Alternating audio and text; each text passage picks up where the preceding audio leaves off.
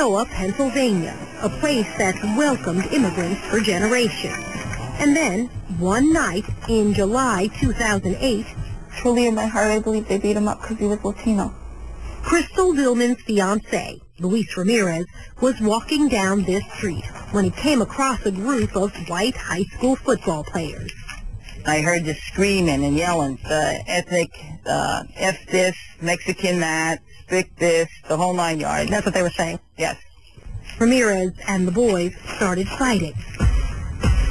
When it was over, Luis was on the ground, barely breathing. 2 days later, he was dead. Do you think about the way he died? Every day. I think about seeing him in that hospital bed, and I don't wish that on my worst enemy. From the beginning, there were questions about how local police handled the case, taking 2 weeks to arrest suspects despite multiple eyewitnesses, like Eileen Burke, a retired Philadelphia police officer.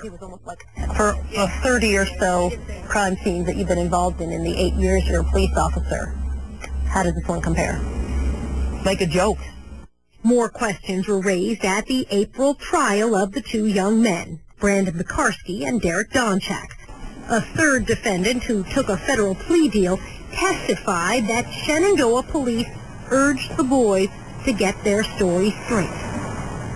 Pekarsky and Donchak were convicted of the least serious charge against them, simple assault, and received minimum sentences of 6 and 7 months, respectively. Do you think it was a cover-up? I do believe that was. Now the Department of Justice agrees, unsealing indictments yesterday charging Pekarsky and Donchak with a hate crime.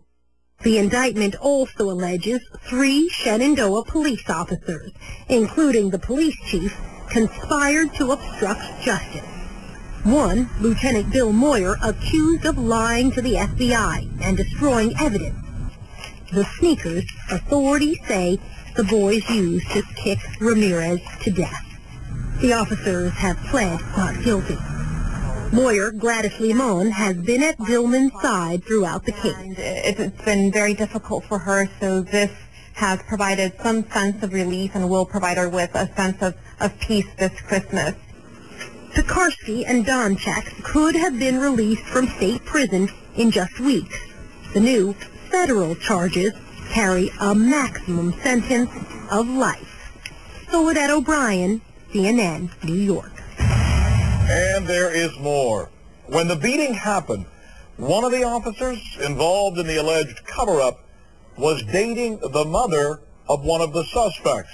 Another one of the police officers investigating this crime, he had a son who played on the football team with the guys who were involved in the attack. Neither one of them recused themselves from the case, however. A look at why hate crimes may or